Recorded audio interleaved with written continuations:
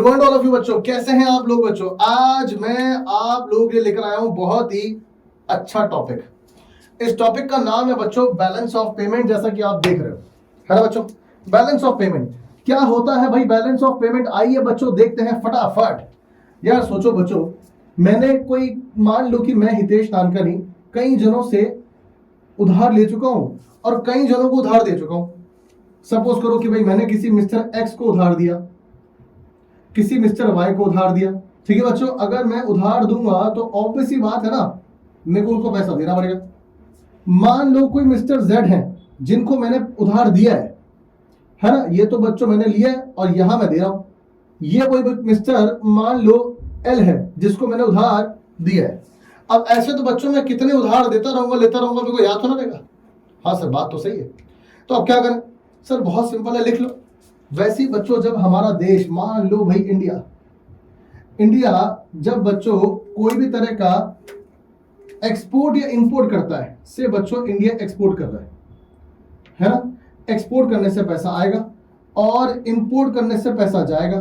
मान लो कि भाई इसने ऑस्ट्रेलिया को एक्सपोर्ट किया, ठीक है ना। मान लो कि भाई इसने यूएसए को एक्सपोर्ट किया, मान लो इसने पाकिस्तान को एक्सपोर्ट किया, चाइना से इंपोर्ट किया, मान लो बच्चों इसने यूएई से इंपोर्ट किया। तो अगर ये सारे के सारे बच्चों अगर ये एक्सपोर्ट इंपोर्ट कर रहा है ना, तो इसका मतलब क्या है, जरा फटाफट से बताओ। हमको नहीं पता कि भाई हम कितना पैसा मांग रहे हैं या कितना पैसा देना है।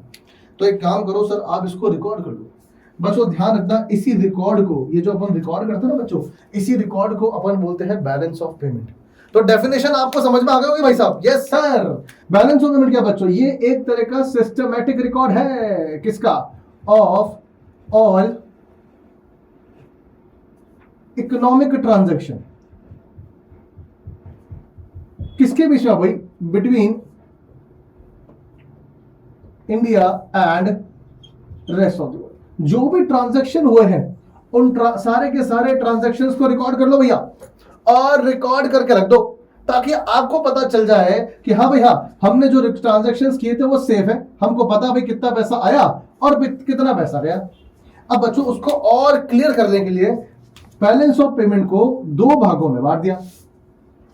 जो पहला है बच्चों वो है करंट अकाउंट।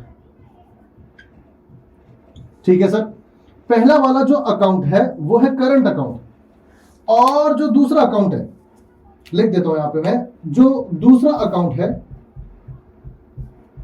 वो है कैपिटल अकाउंट। तो दो तरह के अकाउंट हुए। तो भैया एक है करंट अकाउंट और एक है हमारे पास कौन सा? Capital account. चलिए बच्चों दोनों के आइटम्स को डिस्कस कर लेते हैं और ये हमारा चैप्टर आसान कर लेते हैं। कोई भी चीज याद करने की जरूरत नहीं है। वापस एक बार देखते हैं बैलेंस ऑफ पेमेंट का मतलब क्या। ये एक तरह का सिस्टमेटिक रिकॉर्ड है, जितने भी ट्रांजैक्शंस उन सबको रिकॉर्ड करना है। रिकॉर्ड करने के लिए हमने दो तरह के अकाउंट बना दिए। पहला अकाउंट जो बनाया वो था करंट अकाउंट, और जो दूसरा अकाउंट बनाया भाई साहब वो कौन सा है सर? वो है कैपिटल अकाउंट। और इन दोनों में कौन कौन से ट्रांजैक्शंस आएंगे, चलो अपन डिस्कस कर लेते हैं बच्चों। तो एक काम करता हूं, पहले मैं आपके सामने रखता हूं बच्चों कौन सा? Current account. चलिए बच्चों, तो अब स्टार्ट करता हूं मैं आपके सामने करंट अकाउंट। चलिए भैया करंट अकाउंट के बारे में डिस्कस कर लेते हैं। क्या होता है करंट अकाउंट? करंट अकाउंट सबसे पहले बच्चों ध्यान रखना कि अकाउंट क्यों बना रहे हैं, ये भी तो जानना जरूरी है ना। क्योंकि इस अकाउंट में हम केवल और केवल क्या लेंगे? हम लेंगे गुड्स एंड सर्विसेज दोस्तों। यानी कि सिर्फ और सिर्फ यहां पे आपके पास क्या आएगा? गुड्स एंड सर्विसेज आएंगे। तो भैया गुड्स एंड सर्विसेज हम डालेंगे किसके अंदर? बोलो भाई, कैपिटल अकाउंट के अंदर। ठीक है, अब सर इसके अंदर कौन कौन सा आइटम्स आते हैं? चलो बच्चों देखते हैं आइटम्स कौन कौन से आते हैं। सबसे पहला हमारे पास इसमें जो आइटम आएगा वो आएगा क्या? Visible goods. ठीक है सर, विजिबल गुड्स का मतलब क्या होता है? सबसे पहले ध्यान रखना बच्चों, ये वो गुड्स हैं जो टेंजिबल इन नेचर होते हैं। तो सारे के सारे बच्चों ये कौन से गुड्स है? वो सारे के सारे गुड्स हैं जो टेंजिबल इन नेचर है, जिनको हम छू सकते हैं, महसूस कर सकते हैं। ये सारे के सारे विजिबल गुड्स हैं। ठीक है सर, समझ में आ गया। अब चलो बच्चों आगे चलते हैं। विजिबल गुड्स, जैसे कि आप इसके कुछ एग्जांपल भी देख लेते हैं बच्चों पर। विजिबल गुड्स में हमारे पास एग्जांपल आएगा, जैसे सपोज करो बच्चों क्लोथ्स। ठीक है ना, हमारे पास जो आप लोग अभी नहीं पढ़ रहे हो बुक्स, हमारे पास शूज, ये सारे के सारे वो गुड्स हैं जो एक्चुअल में बच्चों विजिबल गुड्स हैं, है ना। अब मैं इसका इंपोर्ट और एक्सपोर्ट करने जा रहा हूं बच्चों। चलिए देखते हैं। तो यहां पे लिख रहा हूं मैं क्या? Export of visible goods minus import of visible goods. चलो तो बच्चों मैंने आपको बताया था current account, goods and services आते हैं इसके अंदर, विजिबल गुड्स आएंगे। चलिए बच्चों देखते हैं कौन कौन से विजिबल गुड्स आएंगे। मैंने आपको बता दिया सबसे पहले बच्चों विजिबल गुड्स का हम क्या करेंगे, एक्सपोर्ट एंड इंपोर्ट करेंगे। तो export of visible goods minus import of visible goods, अब इज इक्वल टू क्या आएगा बच्चों, एक बात ध्यान रखना, मैं बेच रहा हूं और मैं खरीद रहा हूं, है ना। एक्सपोर्ट का मतलब बेचना, इंपोर्ट का मतलब क्या होता है, खरीदा। अगर मैं किसी चीज को बेच रहा हूं, है ना, तो इसका मतलब मैं बिजनेस कर रहा हूं, ट्रेड कर रहा हूं भाई। तो यहां पे लिख देता हूं मैं कि मैंने सिंपल भाषा में क्या किया, बोलो भैया ट्रेड। अब कोई ना कोई बैलेंस तो बचेगा इसका भाई, या तो पैसा आ रहा है या तो पैसा जाएगा। तो यानी कि यहां पे आ जाएगा क्या आपके सामने, बैलेंस ऑफ ट्रेड। कौन सा ट्रेड सर, हमने विजिबल गुड्स का किया। तो चलिए इसको हटा देता हूं और यहां लिख देता हूं क्या भाई, ये जो ट्रेड आएगा ये कौन सा आएगा, बैलेंस ऑफ विजिबल ट्रेड। क्योंकि हमने बिजनेस किया है ना बच्चों, ट्रेड किया, बेचा खरीदा, लेकिन वो ट्रेड बिजनेस किसका किया, विजिबल गुड्स का किया, तो बैलेंस ऑफ विजिबल ट्रेड। इसको शॉर्ट में लिख दो बच्चों में, balance of visible trade, BOVT। ठीक भाई, चलो आगे चलते हैं। अब आते हैं हम लोग हमारे नेक्स्ट पॉइंट की तरफ। सेकंड पॉइंट बच्चों, सेकंड पॉइंट हमारे पास इसके अंदर आएगा क्या, इनविजिबल गुड्स। अब ये वो गुड्स हैं जिनको हम छू नहीं सकते, है ना, इनटेंजिबल होते हैं भाई नेचर में।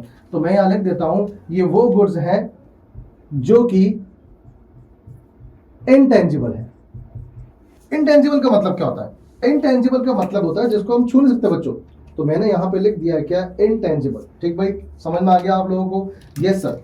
ठीक है, अब बच्चों यहां पे आगे चलते हैं अपन लोग। हम लोग क्या करेंगे, इसका भी सर ये होती क्या है, अरे भाई सर्विसेज हो गई, लेकिन ध्यान रखना ये सारी की सारी आपके पास नॉन फैक्टर सर्विसेज होंगी। अब सर ये तो आपने नया वर्ड बोल दिया भाई, आप टेंशन क्यों कर रहे हो, मैं हूं ना। नॉन फैक्टर सर्विस का मतलब क्या, हमारे पास कुछ फैक्टर्स है भाई, लैंड, लेबर, कैपिटल, एंटरप्रेन्योर। इन फैक्टर्स से अगर हम कोई सर्विस ले रहे हैं, जैसे अगर हम लैंड यूज कर रहे हैं तो हमें रेंट देना है, अगर हम लेबर को यूज कर रहे हैं तो हमें उन्हें वेजेस पे करना है, अगर हम कैपिटल मशीन यूज कर रहे हैं तो भाई उसका पैसा लगाया, उसका इंटरेस्ट का लॉस भाई, और वो भी हमारा सर्विस हो गया। एंटरप्रेन्योर क्योंकि सर्विस दे रहा है, इतना सारा काम कर रहा है, तो वो क्या लेके जाएगा, प्रॉफिट। ये सारे फैक्टर सर्विसेज के पैसे ले रहे हैं, ये सब फैक्टर सर्विसेज है। इनके अलावा जो होगा बच्चों वो क्या होगा, नॉन फैक्टर सर्विसेज। अरे सर अब वो क्या है भाई, जैसे बैंकिंग हो गया, लिख देता हूं ताकि आपको याद रहे, जैसे बैंकिंग हो गया, जैसे शिपिंग हो गया, ये सारे के सारे नॉन फैक्टर हैं, अदर देन फैक्टर। ठीक है भाई, तो हम लोग अभी फिलहाल उसकी बात कर रहे हैं। ठीक है सर, तो चलिए फिर कर देते हैं इसका भी काम। अपन सबसे पहले करेंगे अपन क्या, export of invisible goods minus import of invisible goods. ठीक है भाई, हम एक्सपोर्ट कर रहे हैं, हम इंपोर्ट कर रहे हैं किसका, इनविजिबल गुड्स का।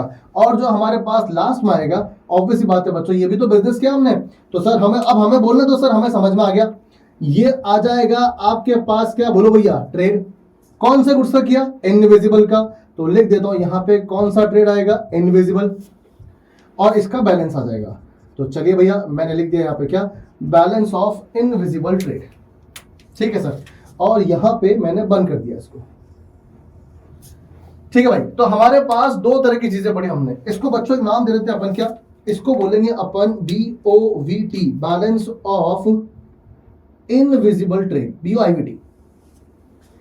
ठीक भाई, तो यानी कि मैंने आपके सामने दो तरह के गुड्स रख दिए, एक रखा मैंने विजिबल और एक रखा मैंने इनविजिबल। सर ये आप हमें बता तो रहे हो, पर इसको हम कैसे रिकॉर्ड कैसे करेंगे, चलिए मैं वो भी बता देता हूं आपको। यहां पे मैं आपके सामने बना रहा हूं करंट अकाउंट। करंट अकाउंट एकदम अकाउंटिंग के हिसाब से चलेगा बच्चों, ठीक है ना। एक तरफ आपके पास आ जाएगा रिसिप्ट और एक तरफ आपके पास आ जाएगा पेमेंट्स। जो भी पैसा आ रहा है, अगर आप कोई एक्सपोर्ट कर रहे हो तो वो रिसिप्ट में आ जाएगा भाई, एक्सपोर्ट से पैसा आता है। और अगर आप कोई इंपोर्ट करते हो तो वो आपके पास का आ जाएगा, पेमेंट में आ जाएगा, है ना। तो ये सारी चीजें बच्चों इस तरह से रिकॉर्ड होंगी, एक्सपोर्ट इधर, इंपोर्ट इधर। ठीक है सर, अब आते हैं बच्चों हम तीसरे एलिमेंट की तरफ, तीसरे कंपोनेंट की तरफ। देखो फर्स्ट हो गया, सेकंड हो गया, थर्ड हमारे पास आता है यूनिलेटरल ट्रांजैक्शंस या पेमेंट्स। अब ये क्या होता है पहले सर वो बता दो। यूनिलेटरल का मतलब होता है जो एक तरफा होता है। ये एक तरफा होता है, मैंने आपको अभी बताया, नॉन रिफंडेबल होते हैं, है ना। जैसे एग्जांपल देता हूं, जैसे कि एग्जांपल के तौर पे हो गया चैरिटी, आपने दे दिया, आपको उसके बदले कुछ नहीं मिलेगा। जैसे कि आपके पास आ गया डोनेशन, अरे सर बात तो एक ही है, अगर बड़ा अमाउंट है तो बच्चों डोनेशन बोल देना, और अगर छोटा अमाउंट है तो अपन चैरिटी बोल देंगे। चलो गिफ्ट्स हो गया भाई, बाकी कंट्री गिफ्ट्स देती है हमें। ये सारे आइटम्स जो है, ये सारे आइटम्स जो है, ग्रांट्स हो गए, ये सारे आइटम्स आपके पास यूनिलेटरल ट्रांसफर्स के अंदर काउंट होते हैं। अब देखें जरा एक बार, या तो पैसा मिलेगा तो हम बोलेंगे क्या, यूनिलेटरल रिसिप्ट्स। और अगर आप पेमेंट कर रहे हो, है ना, तो मैं माइनस कर देता हूं क्या, यूनिलेटरल पेमेंट्स। दो गए, यस सर, एक तरफा हो गया रिसिप्ट और एक तो हो गया क्या, पेमेंट। अब इसका जो बैलेंस बचेगा हम उसको बोल देंगे, फटाफट से बता दो क्या बच्चों बोलेंगे, सर इसका जो बैलेंस आएगा, यहां लिखता हूं बच्चों, इस कॉलम में देख लो, इसका जो बैलेंस आएगा हम उसे बोलेंगे बैलेंस ऑफ यूनिलेटरल ट्रांसफर्स। ठीक है ना, यूनिलेटरल ट्रांसफर्स, ये ट्रांसफर्स है बच्चों। ठीक भाई, इसको थोड़ा सा सही से लिख देता हूं ताकि आपको दिखाई दे। ठीक सर, तो ये बच्चों आ गया आपके पास तीसरा कंपोनेंट। अब देखो, अगर डोनेशंस आई हैं तो रिसिप्ट में आएगा, और अगर हमने डोनेशंस दी हैं तो वो कहां पर आ जाएगा, पेमेंट में आ जाएगा। डोनेशंस पेड और डोनेशन रिसीव्ड। अगर हमने मान लो बच्चों, तो डोनेशंस की बात है, अगर अब मान लो कि अगर आपके पास कोई और स्कॉलरशिप्स गिफ्ट्स वगैरह आए हैं, गिफ्ट्स आया तो वो आ जाएगा रिसिप्ट में। अगर आप गिफ्ट पेड कर रहे हो तो वो आपके आ जाएगा पेमेंट साइड में। भाई हम किसी कंट्री में गए, रिवाज होता है कहीं जा रहे हो तो कुछ लेके तो जाओ, तो हम किसी कंट्री में गए और वहां जाके बोला कि ठीक है भैया हमारी तरफ से गिफ्ट है, क्या पता वो कैश ही हो, तो बच्चों वो जो हम पैसा दे रहे हैं वो हमारे करंट अकाउंट के पेमेंट साइड में आ जाएगा। ठीक सर, समझ में आ गया। तीन कंपोनेंट फटाफट से रिवाइज करते हैं। पहला हो गया विजिबल, दूसरा हो गया आपके पास इनविजिबल, और तीसरा हो गया आपके पास यूनिलेटरल। चौथा चलते हैं भाई लास्ट, और चौथा तो बच्चों आपको पता ही है, वो है अगर वहां फैक्टर नॉन फैक्टर सर्विसेज थी तो यहाँ पे फैक्टर सर्विस हो गई।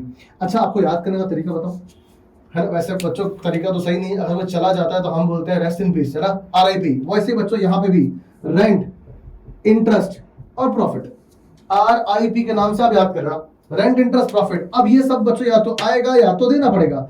तो ये चार कंपोनेंट्स अगर रिसीव्ड है, फैक्टर सर्विसेज रिसीव्ड है तो इधर आ जाएगा, और अगर पेमेंट है तो इधर आ जाएगा। तो हमने कुल मिला के यहां पे लिख देता हूं, कुल मिला के चार कंपोनेंट पढ़े हैं, और मेरे सारे बच्चों को पता है वो चार कंपोनेंट कौन कौन से हैं। सबसे पहला बैलेंस ऑफ विजिबल ट्रेड, ठीक सर। दूसरा बैलेंस ऑफ इनविजिबल ट्रेड, ठीक है सर। तीसरा बैलेंस ऑफ यूनिलेटरल ट्रांसफर्स, ठीक है।